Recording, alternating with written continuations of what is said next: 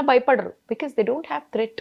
అది పిల్లలు ఏడుస్తున్నారు, ఒక పెద్ద బండ పడింది, వాడు ఉలిక్కి పడతాడు, ఈమె పడింది కదా ఇది చదురుకుంటుంది.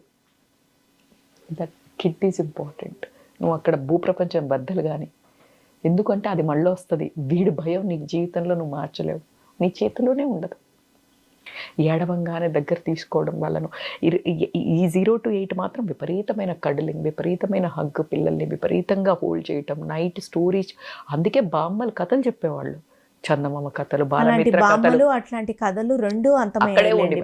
అందుకని మళ్ళీ మనం అవ్వాల్సిందే, మనం అవుతే అట్లీస్ట్ తర్వాత జనరేషన్ కైనా ఇవ్వగలుగుతాం. ఆ స్టోరీస్ వల్ల వాళ్ళకి ఏమొస్తుందంటే మళ్ళీ గబగబా చెప్పేవి 1.5లో పెట్టి వినే ఈ బుక్స్, ఆ బుక్స్ కాదు.